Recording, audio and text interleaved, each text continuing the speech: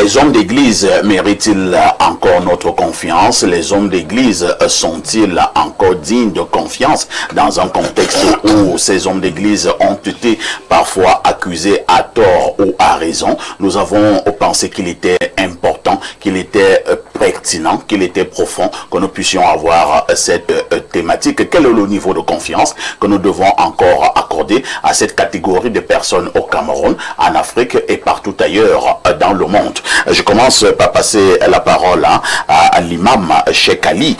Cheikh Ali, nous parlons donc de ces hommes d'église dans notre pays et ailleurs. Est-ce qu'on devrait encore vous faire confiance, vous qui êtes un homme d'église? Justement, parfait, ici, permettez-moi justement de dire à notre ami du Maroc, là, quand on parle d'hommes d'église ici, en réalité, ça concerne tous ceux qui sont imams, pasteurs, autres, parce que lui, quand il a entendu l'église, il pense que c'est juste la maison. Les chrétiens. Non, les hommes d'église ici, dans le contexte de notre émission. Ou alors c'est le bâtiment. Voilà, comme on dit, un pasteur, c'est un leader. Donc, dans le sens des terrains, ça veut dire que quoi? Ça veut dire que c'est un thème qui concerne tout le monde. Ça, c'était un. De deux. Même un imam est un pasteur. Bien sûr, ça. Un pasteur, c'est un berger, c'est lui qui guide, qui conduit. Tout à fait, le mot pasteur utilisé seulement chez les chrétiens. C'est vrai qu'on dit imam pour faire la différence, pour dire que celui-là est musulman. Il est musulman. Oui, oui, oui. Donc un imam, c'est un guide. C'est-à-dire le mot imam veut dire guide, dirigeant. Comme pasteur veut dire aussi un guide, un dirigeant. Donc j'aimerais aussi rappeler à notre ami que pour avoir été chrétien, donc j'ai côtoyé l'église chrétienne pendant des années et j'ai été baptisé, confirmé, communié à l'église catholique romaine. Donc je suis mieux placé pour parler de la question aussi même des églises, si on veut parler des églises en tant que baptiste ou bien en tant que dirigé par les pasteurs et les prêtres. Je rappelle que mon grand-père m'a donné à être pasteur et que nous avions une église dans notre maison, la maison du grand-père. Donc, je suis mieux placé pour parler aussi de ces questions d'ordre religieuse. Alhamdulillah, maintenant je suis un musulman. Et pour répondre à votre question, je dis l'islam dénonce fortement des imposteurs, c'est-à-dire que des personnes qui s'autoproclament être hommes de Dieu et qui ne reflètent pas le comportement, les enseignements de l'islam.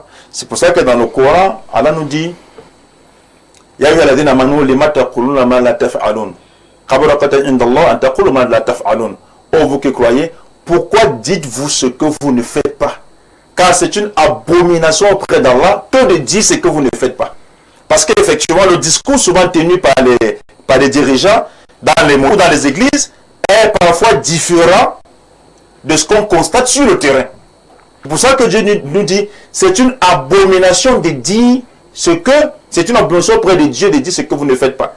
Et puis, dans le Saint-Coran, Allah nous dit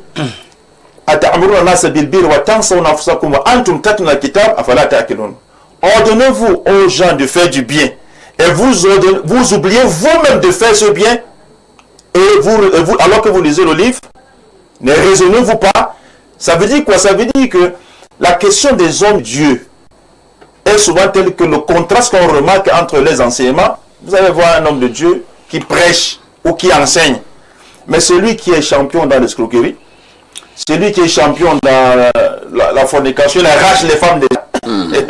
Celui qui divise les familles, quand bien même qu'en islam, diviser les familles fait partie des grands péchés. C'est-à-dire que rompre les liens de parenté fait partie des grands péchés. Si un imam vous demande déjà de détester votre famille parce qu'elle ne croit pas comme vous, ça veut dire qu'il est très dangereux. Il y a un problème. Par exemple, moi qui suis musulman aujourd'hui, l'islam m'interdit de couper les liens de parenté avec ma famille qui est chrétienne, fortement. Ça fait partie des grands péchés.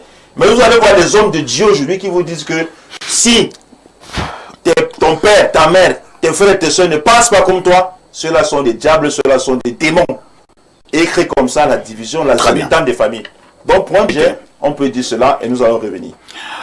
Révérend docteur Efala, vous qui êtes leader des églises de réveil au Cameroun, nous avons donc ce sujet qui vous concerne également. L'imam a commencé à relever quelques tares émanant de certains hommes de Dieu ou certains hommes d'église. Nous en connaissons qui détournent des mineurs, qui arrachent les femmes des autres, qui font montre de banditisme dans le cadre de leur travail, qui sont des grands fornicateurs, et que sais-je encore. Alors, de plus en plus, nous avons ces cas, au point où nous, croyants, nous commençons déjà à nous méfier des hommes d'église. Dans un contexte comme celui-là, est-ce que vous méritez encore notre confiance? Merci, parfait de me passer la parole. Quand j'ai vu le thème sur l'affiche, j'avais envie de poser une question. Heureusement, quand je vois devant le petit écran, je comprends qu'on a rectifié quelque chose parce que homme d'église, c'était avec grand E. Et je croyais déjà, je me réjouissais du fait que on devait débattre sur l'église qui est corps de Christ et non des assemblées dénominationnelles. Mais maintenant, quand je vois, on a changé, ça veut dire que nous sommes rentrés dans le dénominationnel d'une manière ou d'une autre, les assemblées, les pasteurs qui dirigent. Ce que je vais dire, c'est que à la suite de l'imam, c'est vrai, il y a des brebis galeuses. Et la dernière fois, vous me disiez que c'était une fuite en avant. Il y a des brebis galeuses dans tous les corps de métier, et ce n'est pas nouveau. Moi, je suis surpris que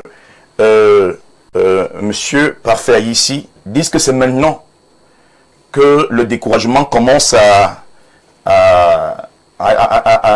les gagner. Peut-être parce que vous êtes monté en puissance. Parce que depuis la nuit des temps, c'est-à-dire que rien n'est nouveau.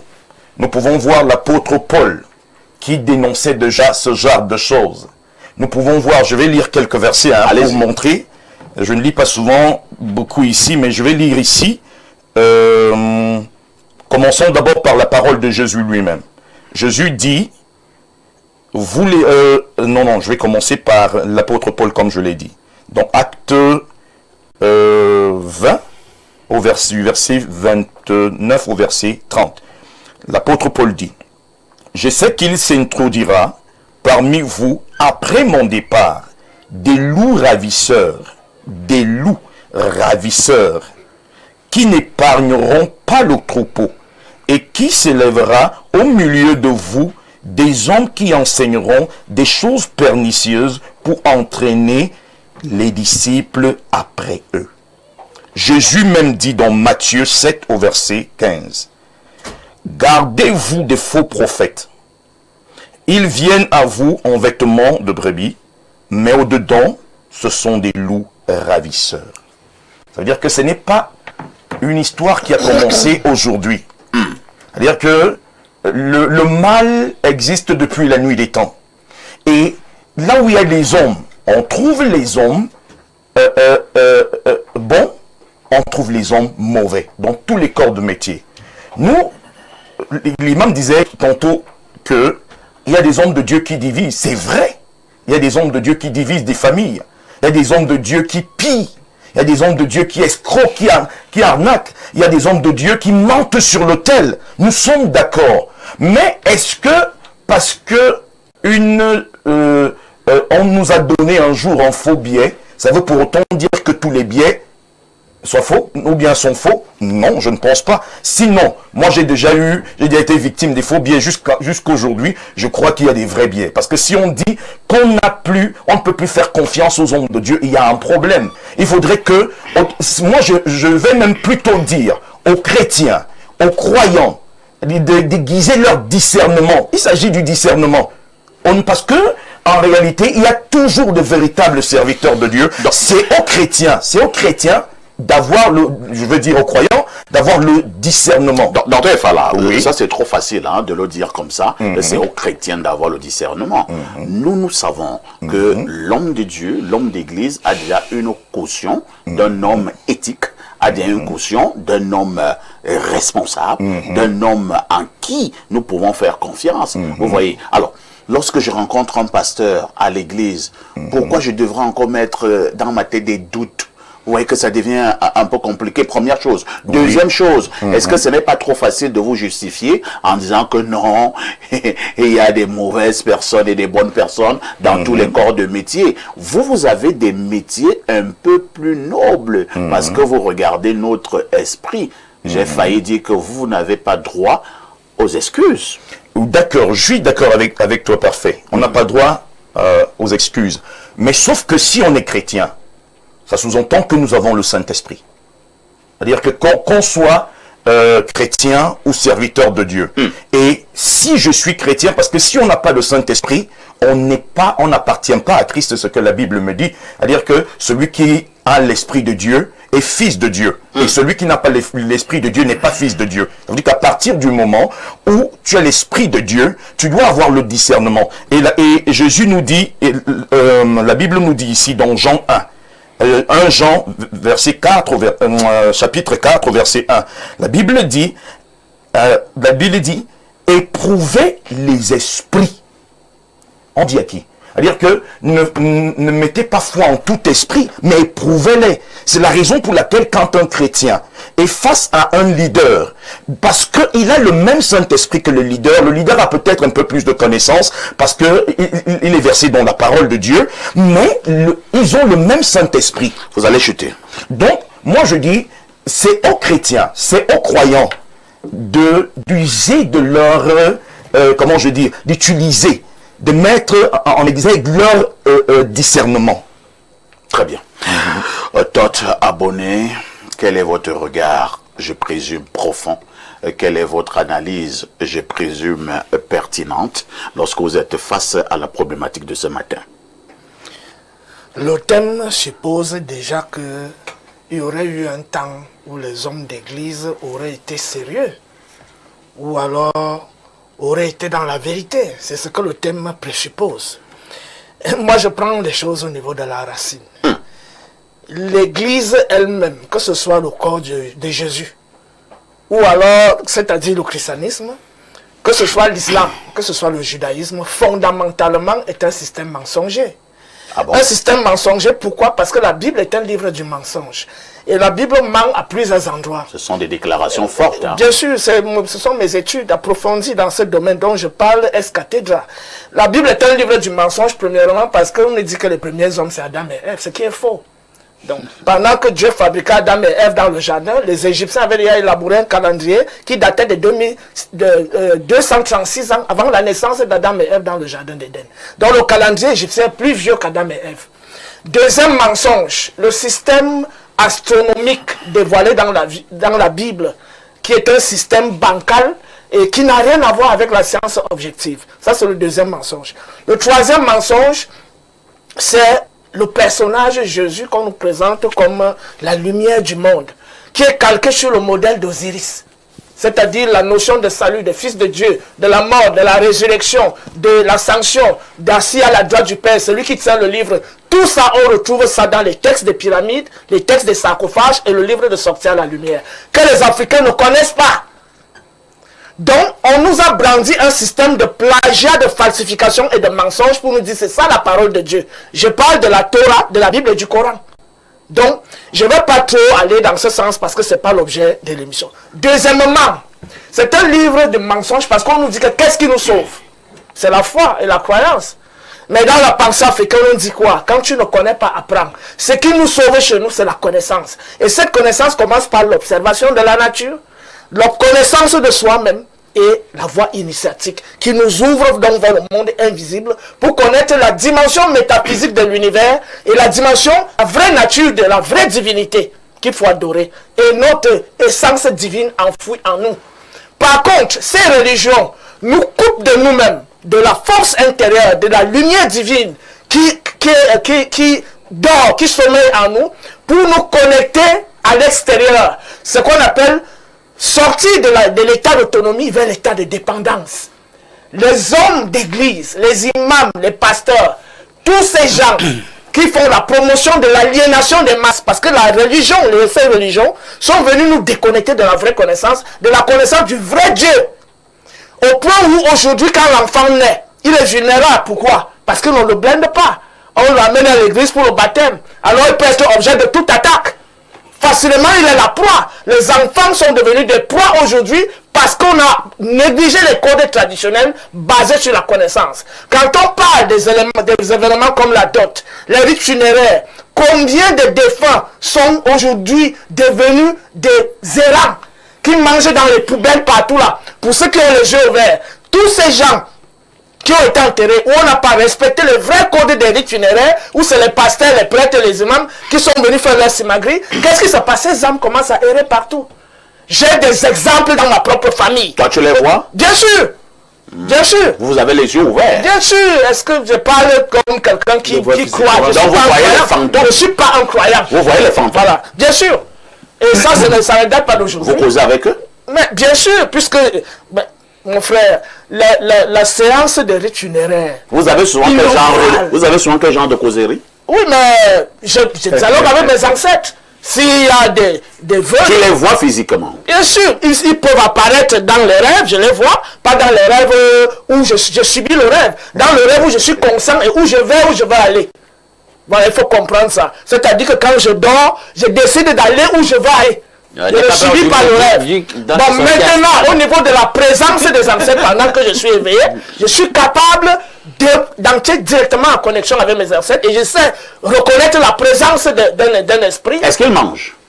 Ils se nourrissent des énergies. Quelles énergies? Les esprits se nourrissent des énergies. Ils prennent ces énergies où? Mais l'esprit est d'abord énergie. L'esprit est... C'est pour ça que les gens se font les offrandes, ils égorgent les moutons. On te pose la question, ils prennent les énergies. Mais je suis justement en train, ils prennent des énergies, les esprits se nourrissent des énergies, les aliments qu'on leur offre, ils ne mangent pas le riz brut, ils absorbent les essences qui se dégagent du riz, du vin. C'est ça qu'on appelle les libations aux ancêtres. Alors ici présentement, attendez un peu. Ici présentement, est-ce que vous voyez ces esprits? Bon, les esprits n'entrent pas partout. Non. Ah bon? Les esprits n'entrent pas partout. Il y a des endroits où certains esprits ne peuvent pas arriver. Comme dans votre studio. Voilà, donc il faut des esprits ont leur lieu préféré. Non, et il y a ici la question. C'est pas toi le modérateur. C'est pas toi le modérateur. Tu fais la question. Donc, moi, je suis en train de dire ceci. Oui, chetons. On appelle que ça fable. le système d'aliénation qui ont fait en sorte que l'Africain soit déconnecté de la vraie spiritualité et du vrai Dieu pour nous faire adorer un Dieu génocidaire, un Dieu qui fait la promotion de l'homosexualité puisque Jésus ne se marie pas. Il est un exemple à quoi? Ne pas se marier, ne pas dire qu'on est homosexuel. Non, mais attends. Tous les célibataires ne sont pas des homosexuels. Je vais t'expliquer en quoi... Donc, parlant de Jésus, ça ne peut pas être vrai. Je vais t'expliquer en quoi cela insinue l'homosexualité. Premièrement, Dieu, on dit que c'est lui qui a créé la vie, non? Attends, vous êtes toujours dans le thème? Oui, bien sûr, je dis que la religion, le christianisme lui-même, c'est un système de mensonges. C'est-à-dire que si le christianisme est déjà un système de mensonges, je ne vois pas en quoi les yeux de Dieu pourraient être Apôtre Yannick Mebet, on vous passe également la parole.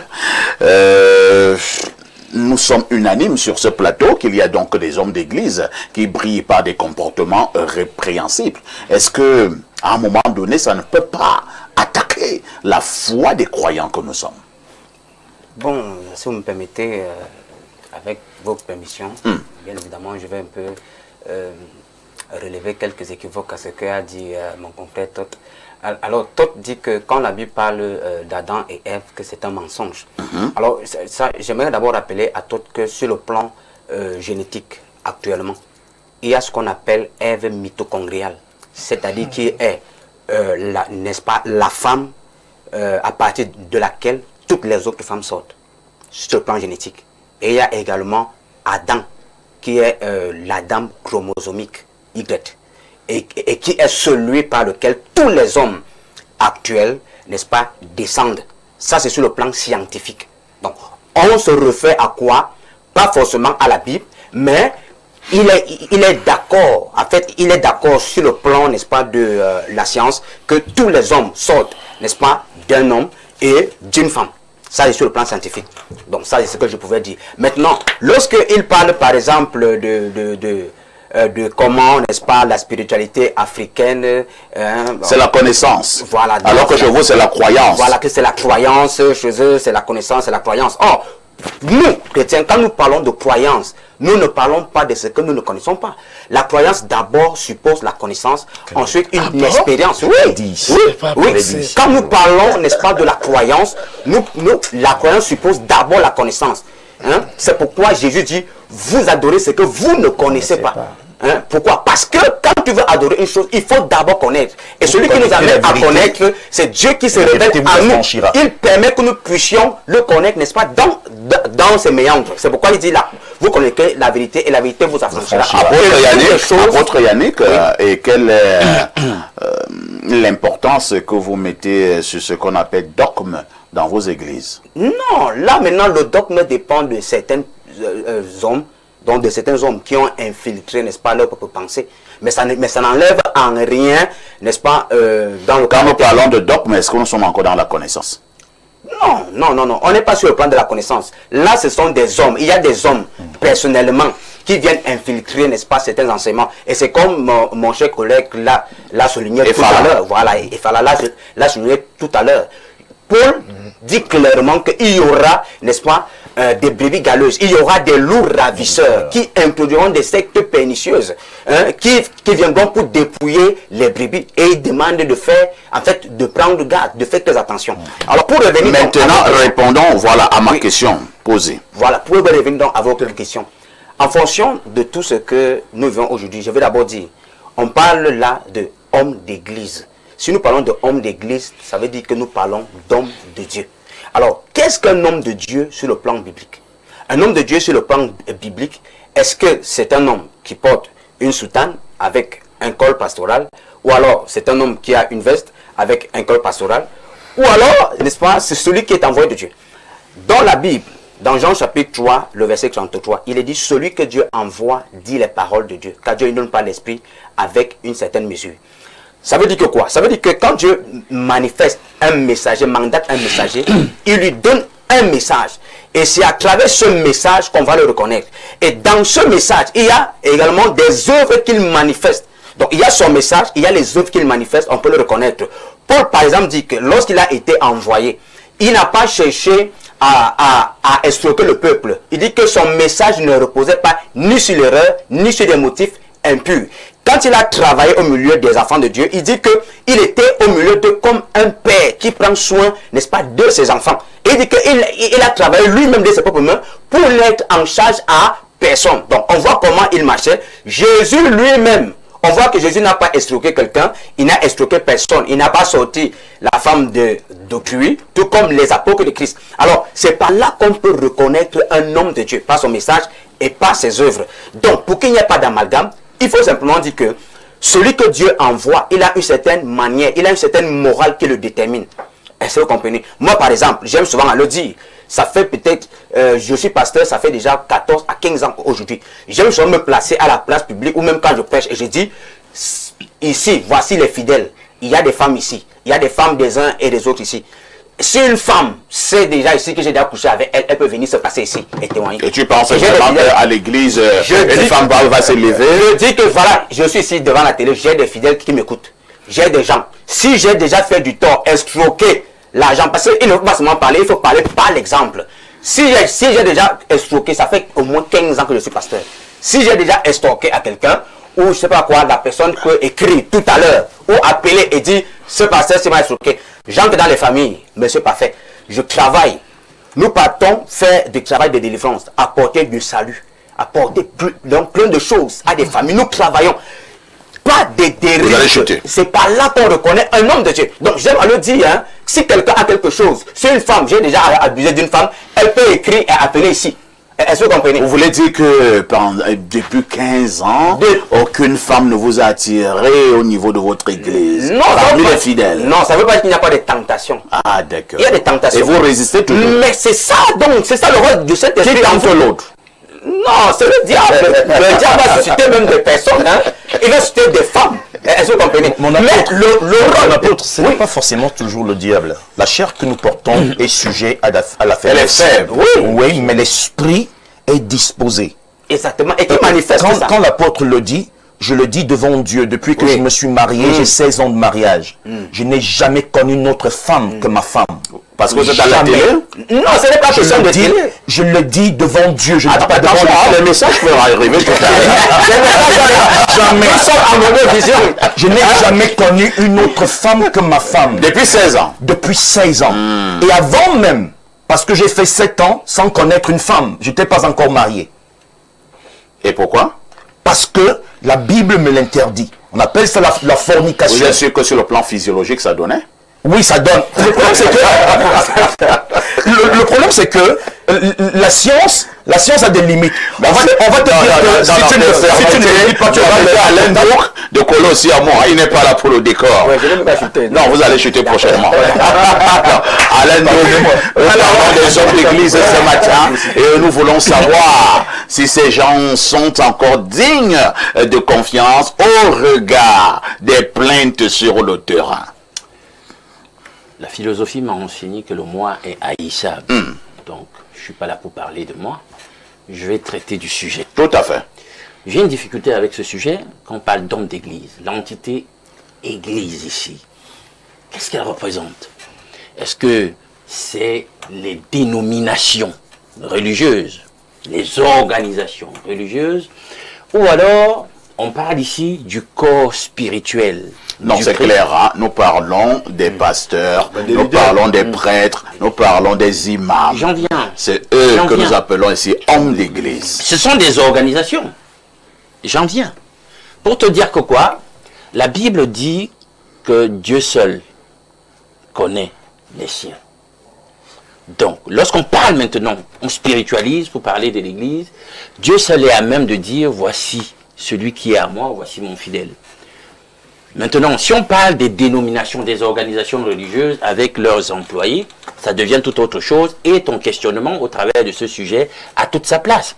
J'aimerais comprendre comment on peut avoir un pays tel que celui-ci, avec autant de dénominations, autant d'organisations religieuses, un raz de marée de religieux, mais on ne voit pas exactement l'impact positif, à proprement parler, de ces organisations, de ces entités sur le climat social. Le diagnostic est clair. Nous sommes dans une société malade sur le plan moral. Et si vous êtes malade sur le plan moral, ça veut dire que spirituellement parlant, donc, on comprend que vous n'êtes pas à point. Alors, le questionnement vaut son pesant d'or. Parfait. Est-ce qu'on doit encore faire confiance aux hommes des organisations religieuses? Je dis, dès les fondements, il n'y a pas à leur faire confiance. Parce que ce sont des organisations à la base politique. C'est parce que les gens ne comprennent pas comment fonctionnent ces organisations, qui sont leurs fondateurs, la logique et l'esprit qui gouvernent les organisations en question, qui peuvent être tentés d'accorder du crédit à de telles organisations. Je dis bien, je fais le distinguo entre les organisations religieuses et l'église spirituelle du Christ. Chacun doit se retrouver. Mais je parle d'organisations religieuses qui nous produisent donc les imams, les pasteurs, les apôtres, tels qu'ils veulent bien nous les présenter. Je vais citer ici un auteur qui a beaucoup travaillé, c'est un grand littérateur aussi, il a beaucoup travaillé sur la problématique du christianisme et notamment aussi du maçonnisme, parce que il prétendait être à la fois les deux. Alors c'est Yves Mahadosson. Qu'est-ce qu'il dit?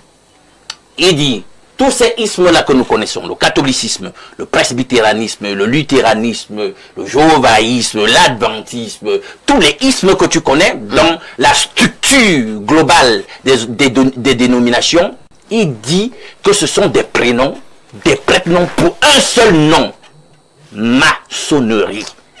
Ah bon?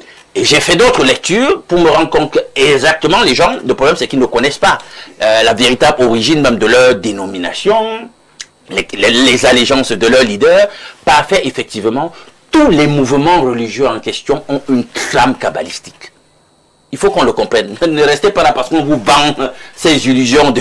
On fait juste commerce avec le nom du Christ. Vraiment, je vais te poser la question. Non, c'est mon temps de parler. Tu roules pour qui? Parce qu'à la fin, tu me laisses filer. Je ne suis pas là pour te dire un discours qui t'arrange.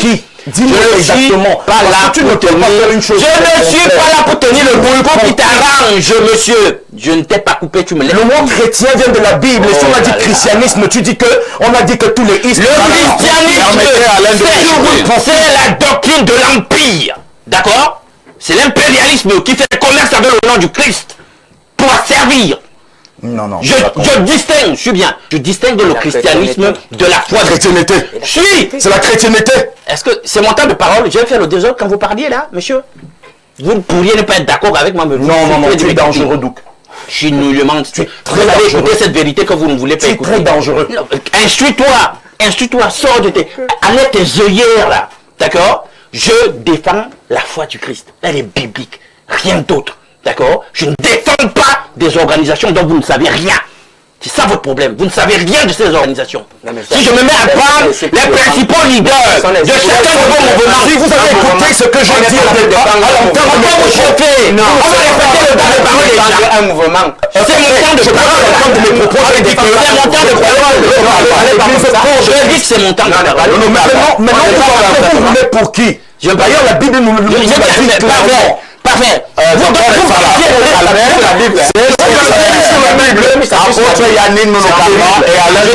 La parole et je te rends. Mais je dis, Allez-y, Alain. vous êtes excité comme ça, il y a quoi? Vous vous calmez. Allez-y, Alain. Qui vous dit que la Bible a quelque chose à voir avec vos organisations religieuses là? Qui vous dit ça? Vous la dévoyez tout le temps. Moi je viens, Ne pas d'organisation. Non, j'ai encadré mon propos. Et même dans la Bible, il y a l'organisation. Monsieur. L'église de Jérusalem de confusion. Monsieur, suivez. Confusion. L'église de Jérusalem n'était pas organisée. Qu'est-ce que tu as pris par organisation? Tu dois encore chercher Alain Dougou vous a suivi tout à l'heure. C'est incroyable. Permettez aussi à Alain Dougou d'aller au bout de sa pensée. C'est ça le débat. Allons-y, Alain Dougou. Quand vous allez vous rendre compte que plusieurs de vos dénominations ont été créées en termes de... Ce sont des américanismes. Oh là là, docteur Efara, calmons-nous. Pas toutes. Calmons-nous. Saint-Esprit ne te calme pas. Pourquoi? Non. Allez-y, Alain. Moi, je ne suis pas responsable de ton ignorance. D'accord. Parce que si je me mets à citer un certain nombre de dénominations religieuses ici, et je te donne leur promoteur, leur fondateur, et je te démontre que ce sont des princes de la maçonnerie, dont il y a une trame cabalistique, il ne coule pas, la Bible est claire, il ne peut pas couler d'une même source de l'eau douce et de l'eau amère. Donc s'il y a déjà des fondateurs qui sont cabalisés, tu ne peux pas me dire que c'est ce que vous faites par la suite qui est juste. Et moi je viens d'une dénomination où je me suis rendu compte qu'au-delà des promoteurs qui étaient cabalisés, la doctrine elle-même n'est pas fidèle à ce que la Bible a. Merci, c'est compris. Donc, alors, vous m'arrêtez vos fantasmes là. Non, on se calme. Nous allons lire les messages. Hein. J'invoque l'Esprit Saint dans ce studio pour que nous nous calmions un peu. D'accord. Le pasteur m'a déjà dragué plusieurs fois. C'est Florence depuis une condom. Voilà. Pasteur, je vous ai mis en compte. Voilà, pasteur.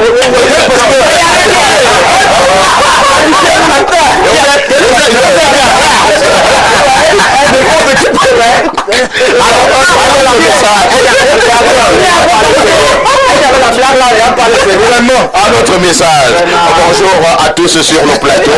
Récemment, le pasteur d'une église évangélique me disait que sa mère était une sorcière et que celle-ci l'avait poursuivi en rêve. Et je lui ai demandé ce que je devrais faire le jour où je rencontrerai sa mère. Il était confus, vous voyez. Ce sont tous des féticheurs. Tout serviteur de Dieu qui dénonce des sorciers est un féticheur. Sachez que la sorcellerie existe depuis la fondation du monde. Mais regardez le ministère de chaque prophète. Regardez le ministère du Seigneur Jésus-Christ. Combien d'entre eux ont dénoncé des sorciers dans les familles de leurs disciples? À notre message ce matin, bonjour Perfecto et très belle thématique. S'il vous plaît, mettez de l'ordre sur votre plateau. Alain Douk et l'autre panéliste franc-maçonnien n'ont rien à voir avec le débat. Je ne sais pas qui est franc-maçon ici. Hein. Ils ne sont ni pasteurs, ni prêtres, ni imams. Et qu'ils aient la décence de respecter la croyance des autres. C'est Aristide Dawa Escalier. Tellement de Dieu. Un autre message. Bonjour. Je pense que personne n'est mieux placé pour juger tel ou tel homme d'église. Parce que tous ces hommes d'église croient au même Dieu. C'est juste qu'ils ont des règles d'église différentes. C'est un peu comme plusieurs écoles. Chaque établissement a ses règles. Mais l'objectif reste le même, c'est à l'élève de choisir son école. Un autre message ce jour, c'est Yannick depuis Batouri, et voici ce qu'il dit. Bonjour le panel, s'il vous plaît. Monsieur Parfa ici prochainement, invitez Chocolat des filles du Gabon pour recadrer ces faux pasteurs. Merci. il y a eu chocolat des filles sur ce plateau, hein, il y a quelques mois.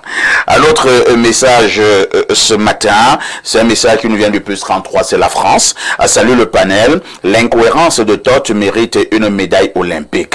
Dont ses esprits n'entrent pas au parfait. Ici se trouvent les blindages qu'il fait allusion. Ont servi à quoi? À ses ancêtres. Des gens sont quittés à 6000 km venir les dominer sur leurs installations avec les MiG et les B-52 mystiques. Et quel est le village développé par votre spiritualité? Un autre message ce jour. Bonjour El Perfecto. Un salut à tous les panélistes, plus particulièrement au docteur Arthur Efala. La question de la confiance envers les hommes d'église est complexe et dépend largement des individus, des communautés et des contextes dans lesquels ils exercent leur ministère. Historiquement, les hommes d'église en particulier, ceux des grandes traditions chrétiennes, ont été perçus comme des modèles de moralité, de sagesse et de foi. Cependant, des scandales, notamment ceux liés à des abus de pouvoir, ont remis en question la confiance accordée à certains membres du clergé. Le défi aujourd'hui réside dans la transparence, la responsabilité et la capacité des institutions religieuses à faire face à leurs erreurs et à garantir que ceux qui occupent des postes d'autorité agissent de manière éthique et respectueuse. C'est prophète Wilfried qui envoie cette contribution. Bonjour parfait Aïssi, tu es vraiment un sac de modérateur. Quelle brillance. Je dis Amen.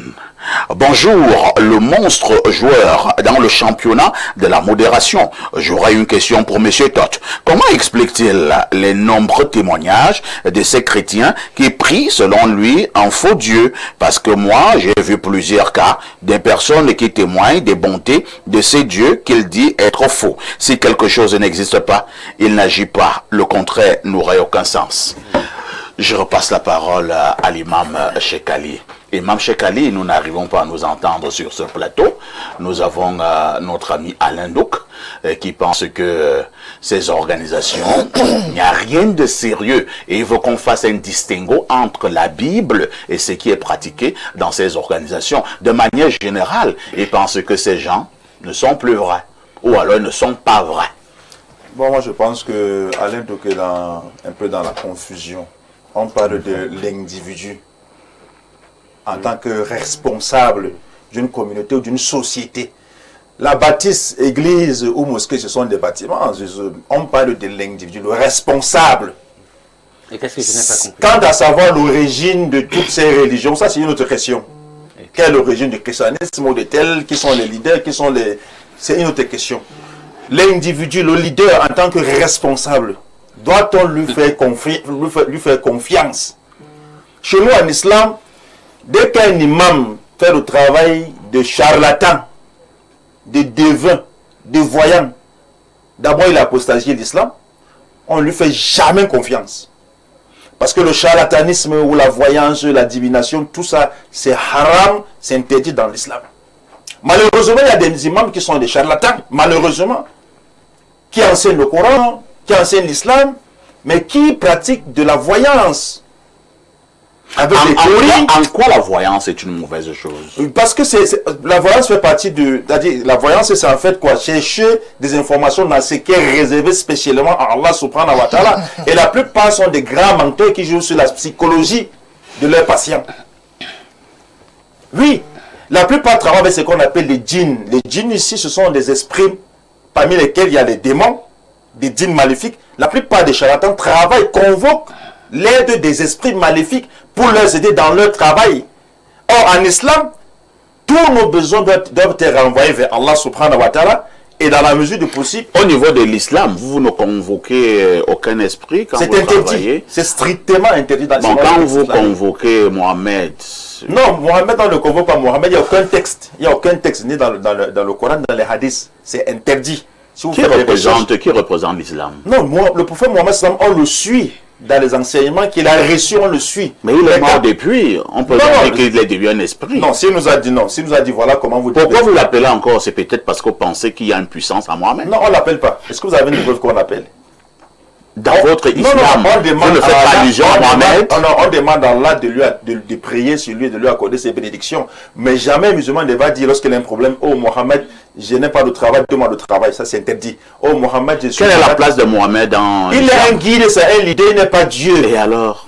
Non. Le guide, c'est dire quoi? Non, le guide le renvoie... Mohamed est mort depuis, n'est-ce pas? Oui, bien sûr. Pourquoi vous continuez donc à penser qu'il est un guide? Est-ce que vous comprenez ce que je dis pas? Non, c'est vous qui ne comprenez pas. Je dis ceci. Mohamed est mort depuis, donc on doit y oublier Mohamed. Il a laissé des enseignements.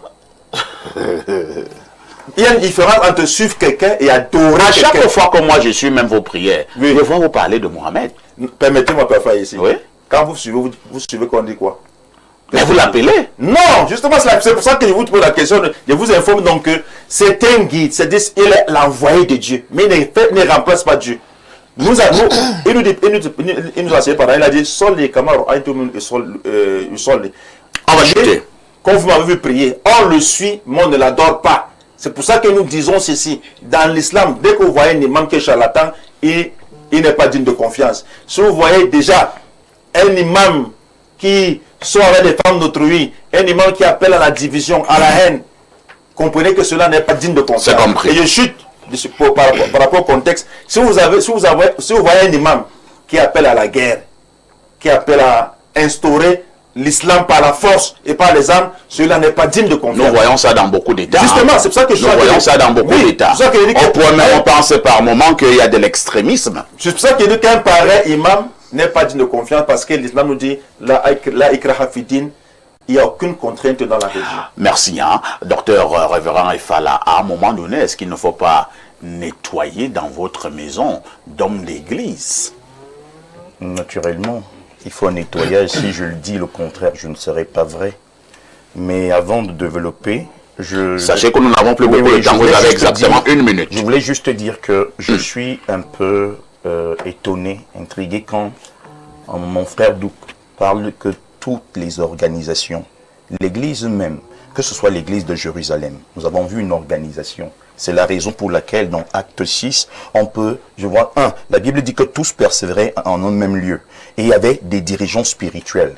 Et il y avait de l'organisation, on pouvait mettre les diacres pour la distribution des choses. Il y avait l'organisation. Donc quand Douk, sachant, connaissant la pertinence de Douk et qu'il a une tête bien faite, bien pleine et bien, quand il peut dire des choses comme ça, je suis outré. Et je vais chuter en posant une seule question à Tot. Nous avons vu des leaders qui ont marqué cette génération, les Kwame Nkrumah, qui croyaient, qui étaient chrétiens, que la Bible était leur guide. Nous avons vu les Mandela. On a plusieurs. En fait, est-ce qu'ils ne connaissaient pas le livre des morts pour ne pas le convoquer? C'est-à-dire qu'ils n'ont pas de fait d'armes. Ils n'ont rien. Je crois que le fondateur de la Croix-Rouge est parti à dire que c'est à partir du christianisme et de la Bible qu'il a fondé la Croix-Rouge. Que Todd nous montre ce que leur égyptologie et kémétisme fait. C'est-à-dire que font en fait. Ils sont seulement là à bavarder. Un peu comme le téléspectateur. Désolé que je n'ai même pas eu le temps. Le téléspectateur venait de dire que leurs villages sont lugubres, dans les ténèbres. Merci. Je clôture en disant, je clôture en disant. On n'est pas venu te regarder. Moi, je ne t'interromps pas. C'est parce que j'attends mon temps de parole. Tu ne dois pas donc. D'accord. Tot, docteur Efala pense qu'au-delà du bavardage, vous ne valez rien. Oui, on ne vaut rien, effectivement, parce que nous sommes entourés. Voici l'exemple sur le panel. Je suis seul qui parle d'Afrique. Mais nous sommes entourés d'un peuple aliéné, intellectuel aliéné, leader aliéné, déconnecté de vous. Voulez que moi ça ne fasse quoi? Vous voulez que moi seul je fasse quoi?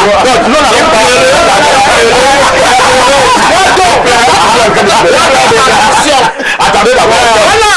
C'est ça. Nous n'allons pas trahir le secret des inbox ici. Quand il dit inbox, c'est hors antenne. Nous vous avons donné le pouvoir d'appeler les gens qui partagent ton idéologie. Attends d'abord, puisque tu vois, puisque tous les gens tu pleurniches, et beaucoup soupçonnent que tu veux seulement être visible seul. Non, je suis venu la semaine dernière. Ça, avec ta permission. Il n'y a pas toi qui es passé par les J'étais en train de dire ceci. Israël a été vaincu par la Perse et Rome.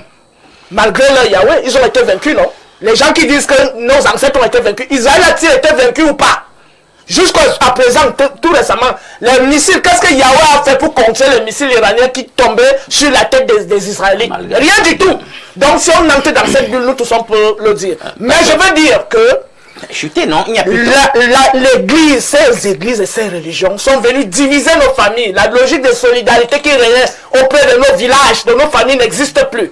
Ces religions sont venues fragiliser la protection de nos enfants et de notre peuple. Ces religions sont venues aliéner, détourner notre peuple de la vraie connaissance pour les plonger dans la croyance. Et j'ai dit, la spiritualité africaine est basée sur la connaissance. Et cette connaissance, elle est en même temps métaphysique et scientifique. Et c'est sur la base de cette connaissance que l'empire égyptien a éclos au firmament du monde, que l'empire du Ghana, du Songhai, le royaume du Zimbabwe, toute cette architecture monumentale, ça a été dû à la connaissance, pas à la croyance. C'est la connaissance qui est en même temps spirituelle et scientifique. Donc que les Africains recommencent à connaître je pense qu'il n'y a pas d'amalgame à faire entre les bâtiments et maintenant les hommes qui dirigent. Les gens savent que je ne peux pas faire ce genre d'amalgame. Je sais toujours de quoi je parle. Quand on parle d'organisation, le Christ dans la Bible utilise la métaphore du corps humain pour parler de l'organisation de son église. C'est une organisation fonctionnelle, pas une structuration politique centralisée, avec des présidents, des papes, hein, de qui toute la structure dépend. Avec des... Non, ce n'est pas de ça, c'est pas la même chose, c'est une organisation fonctionnelle. Et quand tu vois, par exemple, je vais vous expliquer, Anderson, qui a rédigé, qui est le fondateur de l'église presbytérienne là, hein, c'est lui qui a de même aussi écrit les constitutions franc-maçonniques au XVIIIe siècle, Anderson. D'accord? Allez là, chez les témoins de Jéhovah, Charles Russell, franc-maçon de 33e degré. Allez, alors pourquoi quand je vous dis qu'il ne peut pas couler d'une même source, de l'eau douce et de l'eau amère, vous ne comprenez pas. Vous ne comprenez pas quoi? Donc tu peux venir, attends, c'est simple à comprendre. Donc, vous venez, un franc-maçon a créé une organisation pour servir des fins inavouées qui sont franc-maçonniques, mais vous pensez que ce que vous allez venir faire à l'intérieur de l'organisation en question, c'est le Christ. C'est une imbécilité classe. Imbécilité classe. Merci, hein. Apôtre Yannick Mabet, votre réaction? Je prends rapidement ceci là. Voilà ce que ce Cantal Job dit. Pour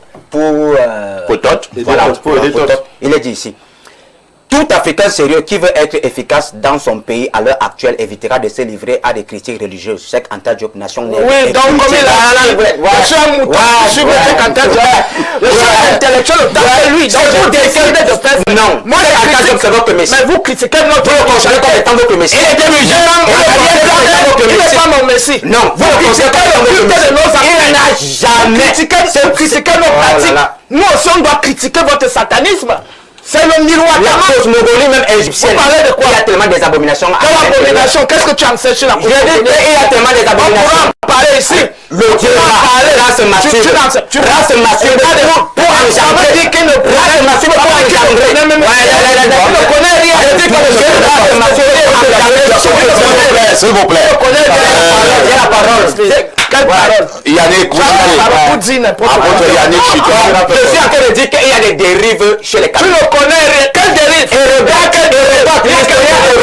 a surpris une femme. Quelle dérive? Dans la ville de Mendes. C'est ça. Lui, il vient ici. Il a dit qu'il allait arracher la femme de lui. C'est ta vie qui allait arracher. c'est terminé. Chers amis, c'est terminé. Permettez-moi de conclure.